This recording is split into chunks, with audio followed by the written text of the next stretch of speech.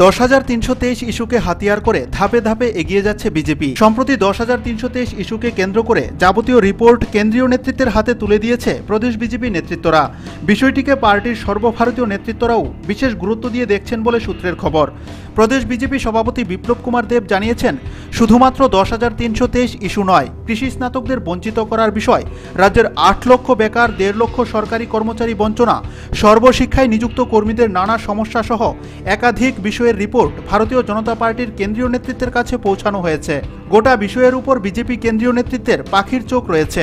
তাছাড়া রাজ্যসভা এবং লোকসভাতেও 10,323 ইস্যুটি উত্থাপিত করেছেন বিজেপির 2 সাংসদ বিনয় সহস্রবুদ্ধে এবং পুনম মহাজন। পার্টির সর্বভারতীয় নেতৃত্ব খুব শীঘ্রই এ বিষয়ে ইতিবাচক পদক্ষেপ গ্রহণ করতে পারেন বলে আশা প্রকাশ করেছেন প্রদেশ বিজেপি সভাপতি বিপ্লব কুমার দেব। কিছুদিন আগে 10,323, তাছাড়া 8 লক্ষ বেরোজগার ছেলে মেয়ে, তাছাড়া 1.5 লক্ষ সরকারি কর্মচারী, তাছাড়া সর্বশিক্ষার মধ্যে যারা বিভিন্নভাবে ডিপ্রাইভ হচ্ছেন এই রাজ্যের মধ্যে, সমস্ত বিষয়গুলি ভারতীয় জনতা পার্টির কেন্দ্রীয় নেতৃত্বের কাছে পৌঁছে দেওয়া হয়েছে।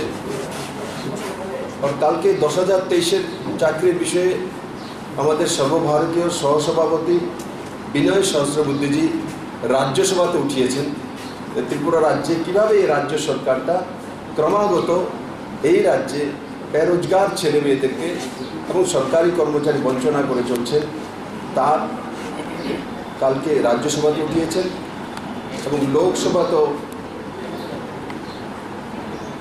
পুনম মহাজনজি ত্রিপুরার কমিউনিস্ট ক্রাইম এবং সেই বিষয়ে কিছু কিন্তু রাজ্যসভাতে বিস্তারিত কালকে উঠানো হয়েছে।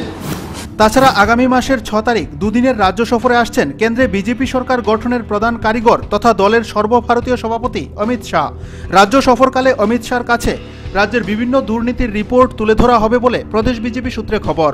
উত্তর পূর্বাঞ্চলের রাজ্যগুলির দিকে কেন্দ্রীয় সরকারের যে বিশেষ নজর রয়েছে তা লাগাতার কর্মসূচিতেই পরিষ্কার। ত্রিপুরা রাজ্যে এখনও পর্যন্ত প্রায় 38 জন কেন্দ্রীয় মন্ত্রী এবং 16 জন সর্বভারতীয় নেতা এসেছেন এবং যার যার দপ্তরের কাজকর্মের ব্যাপারে খোঁজ খবর নিয়েছেন। ত্রিপুরার ইতিহাসে এই চিত্র কখনো চোখে পড়েনি। প্রতি মাসেই কোনো না কোনো মন্ত্রী বা সর্বভারতীয় নেতৃত্বের আগমন ঘটছে। উত্তর পূর্বাঞ্চলের অন্যান্য রাজ্যগুলির পাশাপাশি ত্রিপুরা রাজ্যও সবার সাথে সবার বিকাশ চাইছেন পার্টির সর্বভারতীয় নেতৃত্ব। তবে ত্রিপুরায় সিপিআইএম সরকার ক্ষমতায় থাকায় কেন্দ্রীয় প্রকল্প এবং কেন্দ্রের অর্থের সঠিক ব্যবহার হচ্ছে না বলে বারবার কেন্দ্রীয় নেতৃত্বরা বলে গেছেন।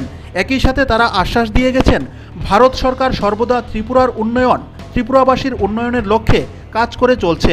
আখেরে এখন লক্ষণীয় 10,323 সহ অন্যান্য ইস্যুতে পার্টির কেন্দ্রীয় নেতৃত্বের কী ভূমিকা হয়।